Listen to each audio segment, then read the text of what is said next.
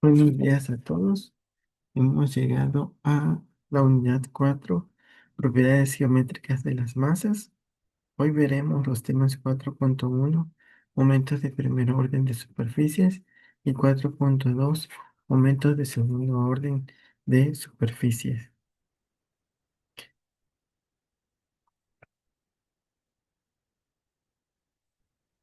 ¿Por qué estudiar las propiedades geométricas de las masas? Las propiedades geométricas de las masas nos permiten describir cómo está distribuida una superficie o un cuerpo, lo cual es clave para realizar diseños precisos y seguros. Estos conceptos se aplican constantemente en ingeniería civil, mecánica, arquitectura y aeroespacial, ya que ayudan a determinar el equilibrio, la estabilidad y la resistencia de las estructuras. En esta exposición aplicaremos qué son estos momentos, cómo se calculan, para qué sirven y veremos ejemplos prácticos de su aplicación. ¿Por qué estudiar las propiedades geométricas de las masas? En primer lugar, estas propiedades permiten lograr precisión en el diseño.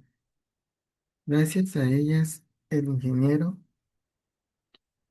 puede analizar estructuras con exactitud matemática y evitar errores que podrían provocar fallas. Además, son esenciales para la estabilidad estructural, ya que los momentos ayudan a localizar el centro de masa y a analizar cómo un objeto responde ante cargas externas. Por último, tienen aplicaciones prácticas directas como el diseño de vigas, columnas, ejes mecánicos y componentes estructurales que deben soportar esfuerzos sin deformarse ni colapsar.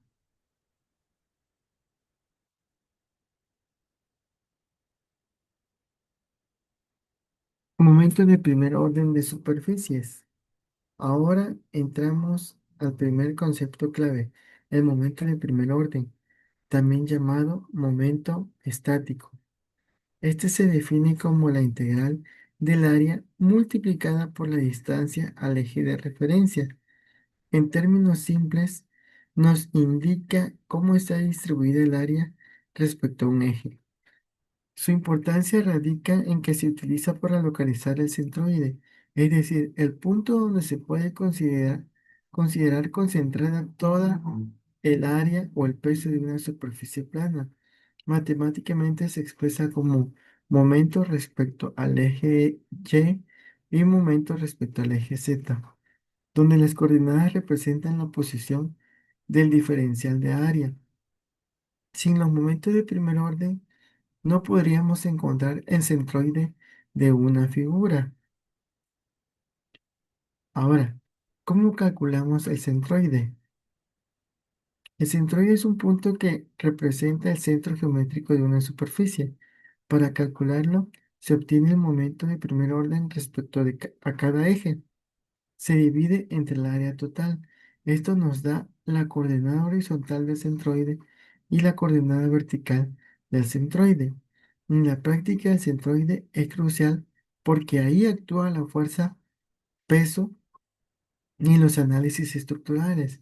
Por ejemplo, en una placa rectangular simétrica, el centroide se encuentra exactamente en el centro, lo que simplifica muchos los cálculos. Si conocemos el centroide, podemos analizar el equilibrio de un elemento con mayor facilidad. Ahora, veamos el momento de segundo orden de superficies. Pasemos ahora al momento de segundo orden, también conocido como momento de inercia. Este momento no mide la posición, sino que, sino qué tan distribuida está el área respecto a un eje y qué tanta resistencia ofrece a la flexión.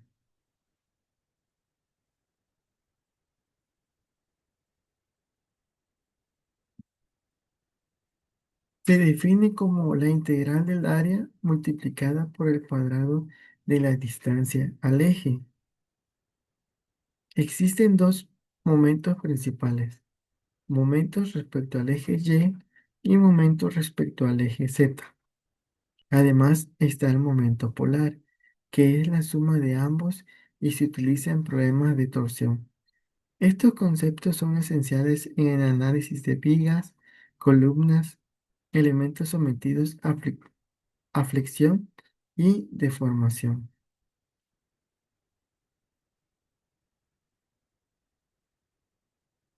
Producto de inercia y ejes principales. El producto de inercia describe cómo está distribuida el área respecto a dos ejes simultáneamente. Este valor puede ser positivo, negativo o cero, dependiendo de la distribución del área. Cuando el producto de inercia es cero, los ejes se llaman ejes principales, lo cual es muy importante porque simplifica los cálculos estructurales. A través de la rotación de ejes se puede encontrar la orientación óptima donde el producto de inercia desaparece.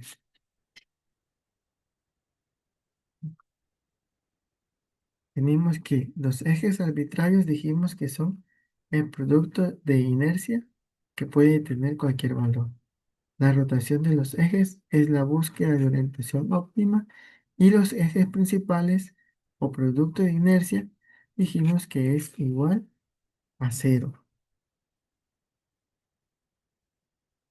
El teorema de Steiner, como ya habíamos visto en, en cápsulas anteriores, el teorema de Steiner permite calcular el momento de inercia respecto a un eje que no pasa por el centroide, usando un eje paralelo que sí lo hace.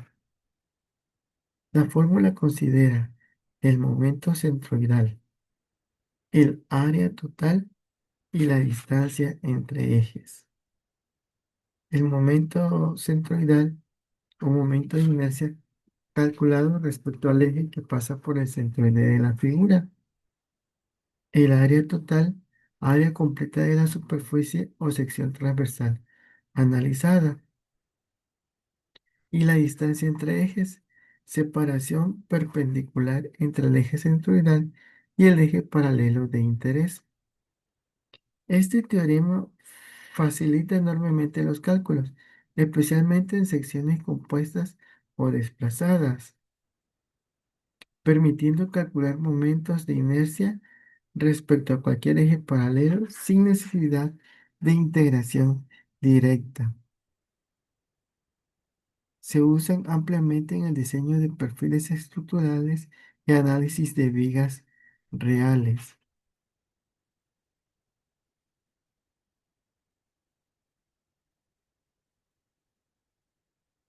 Los ejemplos prácticos y aplicaciones para una sección compuesta de procedimientos generales: dividir la figura en formas simples, calcular centroides individuales, obtener el centroide total y aplicar el teorema de Steiner.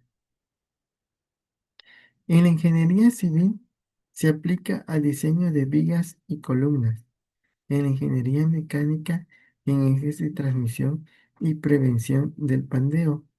Y en la ingeniería aeroespacial, en alas y fuselajes ligeros. Estas son unas de las aplicaciones prácticas de, de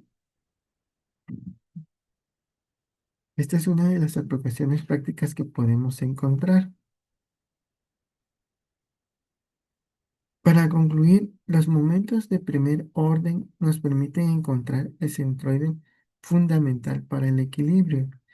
Los momentos de segundo orden y productos de inercia son esenciales para evaluar la resistencia, estabilidad y comportamiento estructural.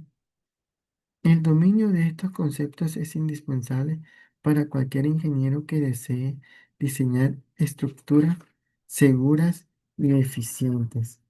Siempre lo que se busca es la seguridad ante todo, y al obtener el centroide se puede buscar la estabilidad y la resistencia que se necesite, ya sea en la construcción de vigas, en la construcción de columnas, en elementos sometidos a fricción y deformación. Finalmente, estos principios son la base de programas profesionales como el SAP 2000, el ETAPS y el ANSYS, que los aplican en análisis avanzados. Por su atención, muchas gracias.